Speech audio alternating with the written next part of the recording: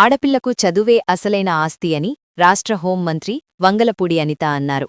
మంగళగిరి నియోజకవర్గం తాడేపల్లి మండలం వడ్డేశ్వరంలోని కేఎల్ డీమ్డ్ యూనివర్సిటీలో, కేఎల్ యూనివర్సిటీ, విజయవాడ, హైదరాబాద్ క్యాంపస్లలో ఇంజనీరింగ్ కోర్సులలో ప్రవేశానికై జాతీయ స్థాయిలో నిర్వహించిన మొదటి విడత ఇంజనీరింగ్ ప్రవేశ పరీక్ష ఫలితాలను ఆమె విడుదల చేశారు. కార్యక్రమానికి ముఖ్య అతిథిగా హాజరైన ఆమె మాట్లాడుతూ, కేఎల్ యూనివర్సిటీలో అడుగుపెట్టగానే రాబోయే తరాన్ని తయారుచేసే కర్మాగారంలో అడుగుపెట్టినట్లుగా భావన కలిగిందన్నారు. ఇంతమంది అమ్మాయిలను ఒక దగ్గర చూడటం ఆనందంగా ఉందన్నారు. తెలుగువారి ఖ్యాతిని ప్రపంచవ్యాప్తంగా చాటి చెబుతున్న కేఎల్ యూనివర్సిటీ యాజమాన్యానికి ధన్యవాదాలు తెలిపారు. తన తండ్రి తనకు చదువే అసలైన ఆస్తి అని చెప్పేవారని తన బాల్యంలోని సందర్భాన్ని గుర్తు చేసుకున్నారు. తాను డిఎస్సి పాసై ప్రభుత్వ ఉపాధ్యాయునిగా పనిచేసినట్లు తెలిపారు. చంద్రబాబు నాయుడి ప్రోత్సాహంతో తాను రాజకీయాలలోకి ప్రవేశించి రాష్ట్రానికి హోంమంత్రి అయ్యానని చెప్పారు. మోటివేషన్ అనేది ఆడపిల్లకి ఎంత ముఖ్యమో మగపిల్లలకి కూడా అంతే ముఖ్యమని తెలిపారు. తల్లిదండ్రుల కష్టాన్ని పిల్లలు ఎప్పటికీ మరచిపోకూడదని హితవు పలికారు. టెక్నాలజీలో కూడా కేఎల్ యూనివర్సిటీలో చదువుతున్న బాలికా విద్యార్థినులు ముందుండి శాటిలైట్ ప్రయోగాలు చేయటం ఆనందంగా ఉందన్నారు. బాలికలు అపరిచితుల మాయలో పడి జీవితాలను నాశనం చేసుకోవద్దని హెచ్చరించారు. ఇటీవల తన దృష్టికి వచ్చిన పలు సమస్యలను ఆమె ఉదహరించారు. ఇన్స్టాగ్రామ్, ఫేస్బుక్ వంటి సోషల్ మీడియా పరిచయాలను నమ్ముకుని కన్నవారికి కడుపుకోత మిగల్చవద్దని తెలియజేశారు.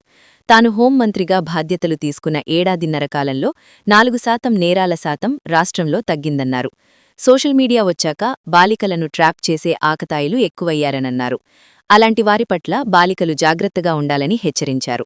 18ఏళ్లలోపు బాలికలను వేధించినా, అసభ్యకరంగా ప్రవర్తించిన వారిపైన పోక్సో కేసులు నమోదు చేసి కఠిన చర్యలు తీసుకోవటంతో పాటు రౌడీషీట్లు నిమోదు చేయిస్తామని హెచ్చరించారు. మీ చుట్టుపక్కల ఎవరైనా డ్రగ్స్ తీసుకుంటే ఈగల్ టీంకు సమాచారమివ్వాలని కోరారు. వివరాలు గోప్యంగా ఉంటాయన్నారు. ఒక దశలో తాను కూడా సోషల్ మీడియాలో వేధింపులకు గురయ్యానట్లు తెలిపారు. రాష్ట్ర ముఖ్యమంత్రి నారా చంద్రబాబు నాయుడి ప్రోత్సాహంతో తాను రాజకీయాలలో విజయం సాధించినట్లు పేర్కొన్నారు. ఈ కార్యక్రమంలో KL triple convener doctor M Suman, HNHS dean doctor M Kishore Babu, విద్యార్థి సంక్షేమ విభాగం ఇన్ఛార్జ్ డాక్టర్ కెఆర్ఎస్ ప్రసాద్, సలహాదారు డాక్టర్ హబీబుల్లా ఖాన్ తదితరులు పాల్గొన్నారు. ఒకసారి చక్కగా మంచి మంచి రంగురంగుల డ్రెస్సులు వేసుకొని అందంగా నవ్వుతూ అందరూ కనిపించారు. మంచి మధ్యలో ఎక్కడ బికాస్ ఆఫ్ వాతావరణం ఏంటో కానీ చిన్న బద్ధకాలు కూడా కనిపించినాయి. శ్రీనివాస్ గారు దయ అంటే ఒకసారి నుంచోబెట్టి అందరి చేత క్లాప్స్ కొట్టించారు.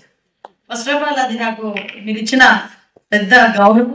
ఆ గౌరవాన్ని చాలా అంటే బాధ్యతగా స్వీకరిస్తూ ఈరోజు ఈ కార్యక్రమానికి నన్ను పిలిపించి ఇక్కడ మీ అందరి ముందు మాట్లాడే ఒక మంచి బృహత్తరమైన అవకాశం నాకు కల్పించినందుకు కేఎల్ యూనివర్సిటీ యాజమాన్యానికి, ప్రత్యేకంగా మీ వైస్ ఛాన్సలర్ గారికి, అదేవిధంగా మన కాంచనలత గారికి, ముఖ్యంగా శ్రీనివాస్ గారికి, నా వెంట పడ్డారు శ్రీనివాస్ గారికి, ప్రత్యేకంగా ఆయనకి కూడా ధన్యవాదాలు తెలియజేసుకుంటున్నాం.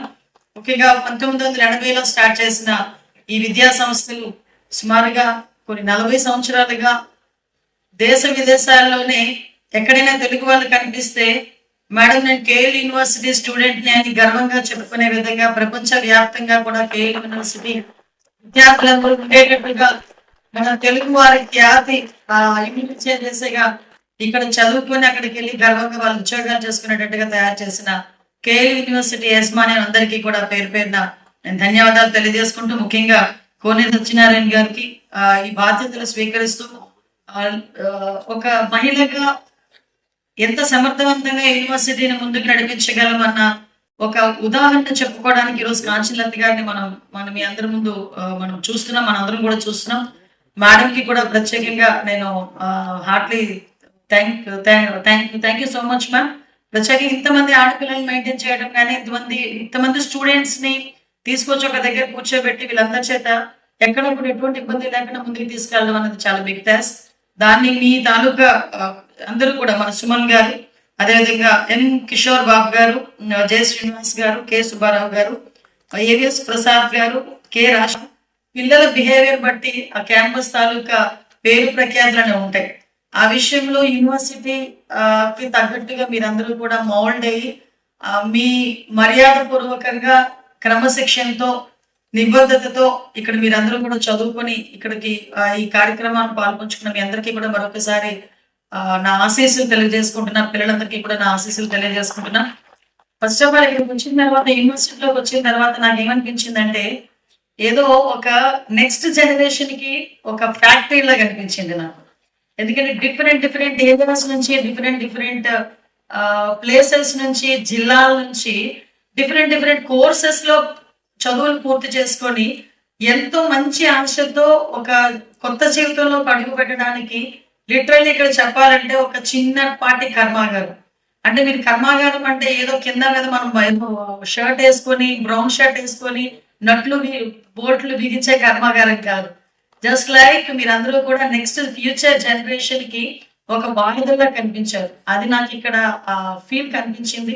అట్ ద సేమ్ టైం నేను వచ్చిన దగ్గర నుంచి యాజ్ ఏ అంటారు కదా, మా పోలీసు వాళ్ళతో 1.5 year నుంచి ఉండి ఉండి నాకు పోలీస్ బుద్ధి ఎక్కువైపోయింది.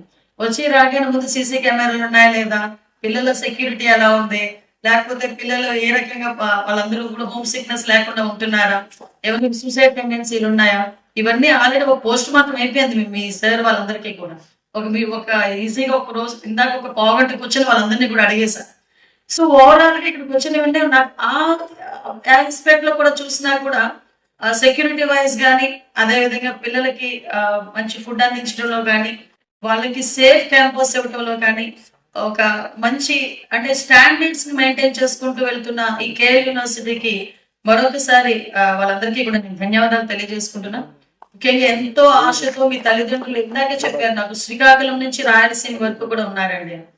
ఇక్కడికి వచ్చిన వెంటనే నాకు ఒకసారి అన్నది, ఓరియంటేషన్ అన్నది ఆడపిల్లలకి ఎంత అవసరమో మగ పిల్లలకి కూడా అంతే అవసరం. దయచేసి ఈసారి ఏ ఓరియంటేషన్ ప్రోగ్రామ్ అన్నది, ఏ మోటివేషన్ ప్రోగ్రామ్ అని బోత్ ఎందుకు అని చెప్పడానికి కూడా నేను ఫర్దర్ గా మాట్లాడేటప్పుడు కూడా చెప్తాను మీతో. ఎందుకు చెప్తున్నానంటే, మీరు ఇక్కడికి డిఫరెంట్ డిఫరెంట్ ప్లేసెస్ నుంచి చాలా మంది వస్తుంటారు, అటు శ్రీకాకుళం నుంచి రాయలసీమ వరకు. శ్రీకాకుళం వే ఆఫ్ కల్చర్ ఒకలా ఉంటది, వైజాగ్లో వే ఆఫ్ కల్చర్ ఒకలా ఉంటది, ఈవెన్ మాట తీరు కూడా స్లాంగ్ కూడా సపరేట్ గా ఉంటది. రాయలసీమ స్లాంగ్ ఒకలా ఉంటది. ఇటువంటి ఏరియాస్ నుంచి వచ్చిన ఒక మంది పిల్లలు ఒక రూమ్స్ లోని వాళ్ళొక ఫ్యామిలీగా వాళ్ళందరూ కూడా అక్కడికి మౌల్డ్ అయి ఉండేటప్పుడు, జస్ట్ ఫస్ట్ ఆఫ్ ఆల్ ఇక్కడికి వచ్చిన ఆడపిల్లలు కానీ మగపిల్లలు కానీ ఎవరైనా కూడా తల్లి కష్టము తండ్రి కష్టము మర్చిపోకుండా ఉన్నంత వరకు మిమ్మల్ని ఎవ్వరు ఏమీ చేయలేరు. అది సింపుల్ లాజిక్, మీకు బలంగా నాటుకోవాల్సిన విషయం. ఎందుకంటే మీ తల్లిదండ్రులు ఈ పొజిషన్ లో మిమ్మల్ని కూర్చోబెట్టడానికి చాలా అంటే పస్తున్న రోజులు కూడా ఉంటాయి. చాలా మంది ఇందులో నాకు తెలిసి వ్యవసాయ ఆధారిత కుటుంబాల నుంచి వచ్చిన వాళ్ళు ఒకసారి చేతులు పైకెత్తండి. కూడా చాలా మంది ఇక్కడికి వస్తారు. ఇక్కడికి వచ్చిన తర్వాత నా కూతురు నా కొడుకు అద్భుతంగా చదువుకుంటున్నారు, రోజు కాలేజ్కి వెళ్ళిపోతున్నారు, శుభ్రంగా భోజనం చేస్తున్నారు. వాళ్ళకి ఏం కావాలంటే అది మనం పంపించాలి అనే ఉద్దేశంతో వాళ్ళ తాలూకా చిన్న చిన్న ఇష్టాలను కూడా చంపుకొని మీ అందరికీ తీసుకొచ్చి ఇక్కడ పెట్టే పరిస్థితి. So first of all KL యూనివర్సిటీలో ఉన్న ఆడపిల్లల్ని నేను మెచ్చుకోవాలి. ఎందుకంటే ఇక్కడ 3 శాటిలైట్స్ తయారు చేసిన వాళ్ళలో ఉంటే అందులో టీమ్ ఆఫ్ 30 మందిలో 26 మంది మహిళలు ఉండడం అన్నది నిజంగా గ్రేట్ థింగ్. దానికైతే నేను మీ అందరికీ కూడా, ఎందుకంటే టెక్నాలజీని కూడా అంత ఓనర్షిప్ తీసుకొని ఈ రోజు చాలా మంది ఆడపిల్లలు ముందుకు వచ్చి అన్ని రంగాల్లోని కూడా ముందుకు వస్తున్నారు. నేను ఇందాక చూస్తే, నేను అధికారంలో ఉన్నప్పుడు కానీ ఇంతకు ముందుగా నేను చూసుకుంటా ఉంటే 10th క్లాస్ విద్యార్థుల్లో బాలికలదే పై చేయి, ఇంటర్మీడియట్ విద్యార్థుల్లో బాలికలదే పై చేయి, ఇంజనీరింగ్ ఎంసెట్ లో ర్యాంకుల్లో బాలికలదే పై చేయి. ఈ బాలికలదే పై చేయి. యూనివర్సిటీలకు వస్తే ఇప్పుడు మీ వాళ్ళు చెప్తున్నారు, మా వాళ్ళు ఎక్కువ మంది లేడీస్ చాలా ఇంపోర్ అవుతుంటారండి. ఎన్సీసీలో ఉన్నారు, ఎన్ఎస్ఎస్ లో లేడీస్ ఉన్నారు. ఎన్సీసీ ట్రైనింగ్ ఎలా ఉంటుందో నాకు తెలుసు, ఎన్ఎస్ఎస్ ట్రైనింగ్ ఎలా ఉంటుందో కూడా నాకు తెలుసు. అట్ ద సేమ్ టైం అన్ని విషయాలు వయసు నా కూతురు వయసు ఉన్న వాళ్ళు మీరందరూ కూడా. సో మీరందరూ కూడా ఎక్కడ మనం డ్రాప్ అయిపోతున్నాం రా అంటే, తిన్నావా అని ఒక మెసేజ్ కి, బంగారం అని ఒక మెసేజ్ కి, వాళ్ళ అమ్మ బాబులు నేను అడుగుతాడో అడగడం తెలియదు కానీ వాడు 1 గంట అయ్యేసరికి మీకు మెసేజ్ వస్తుంది, తిన్నావా అని. అయ్యో బాబు, నా కూతురు క్లాస్ లో ఉందో లేదో తెలియదు, నా కూతురు తిన్నాదో లేదో తెలియదు, అది ఖాళీ ఉన్నప్పుడు అదే ఫోన్ చేసిద్దిలే, అప్పుడే మాట్లాడదాంలే అని మీ అమ్మ మీ నాన్న అక్కడ వెయిట్ చేస్తుంటారు. ఈడేంటి అడ్వాంటేజ్, ఖాళీగా తిరుగుతుంటాడు కదా, ఆడికి వేరే పని పాటు ఏం లేదు.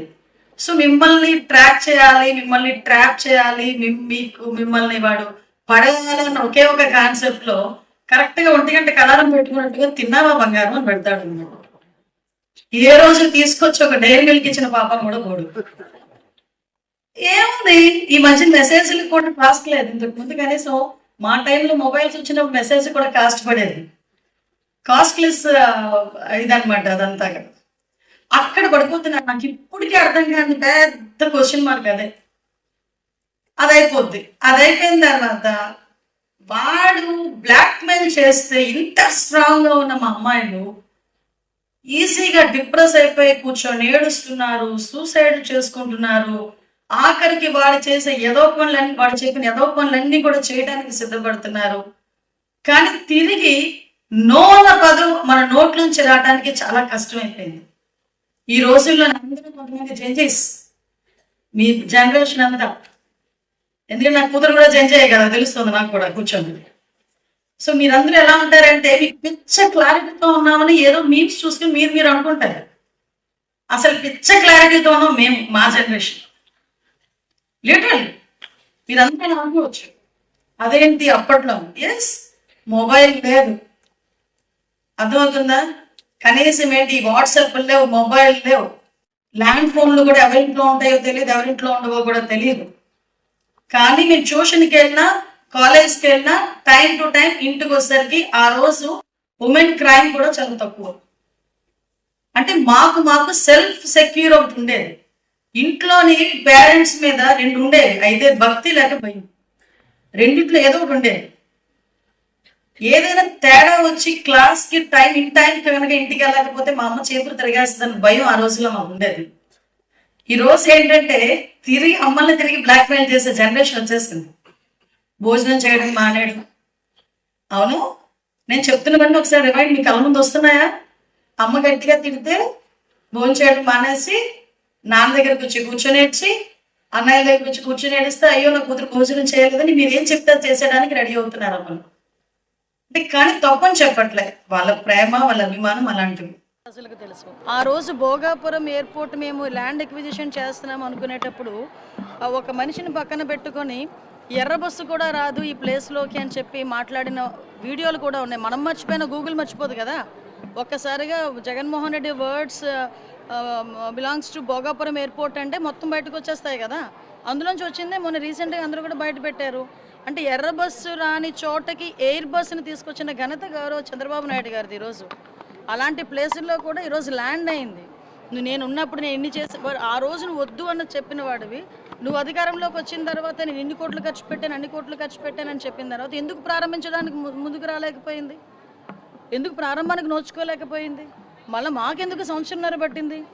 ఈరోజు గవర్నమెంట్ ఎన్డీఏ కూటమి అధికారంలోకి వచ్చిన తర్వాత ఏవియేషన్ మినిస్టర్గా రామ్మోహన్ నాయుడు గారు వచ్చిన తర్వాత దాన్ని చాలా కృషి చేసి గౌరవ ముఖ్యమంత్రి గారు కూడా పలుసార్లు ఢిల్లీ వెళ్ళి పెద్దలతో మాట్లాడి ఈరోజు భోగాపురం ఎయిర్పోర్ట్కి ల్యాండ్ అయ్యేటట్టుగా చేసుకున్నాం. ఈరోజు గర్వంగా ఫీల్ అవుతున్నాం. భోగాపురం ఎయిర్పోర్ట్ ఈరోజు అల్లూరు సీతారామరాజు భోగాపురం ఎయిర్పోర్ట్ అనేది చెప్పుకోవడానికి, దాన్ని కూడా ఈరోజు వాళ్ళు ఏదో క్రెడిట్ చోరీ చేసి మళ్ళీ తిరిగి మేమందరం ఏదో క్రెడిట్ చోరీ చేసినట్టు నంగనాచ కబుర్లు మాట్లాడుతూ ఉంటే నమ్మడానికి ప్రజలేమి ఎరువాళ్ళు కాదు. ప్రజలకి అన్నీ తెలియకుండా కూడా లేవు. అన్నీ తెలుసు, ఎవరు చేస్తున్నారో, ఎవరి వల్ల ఈరోజు అభివృద్ధి జరుగుతుందో, ఎవరి వల్ల సంక్షేమం వస్తుందో ప్రతిదీ కూడా తెలుసు.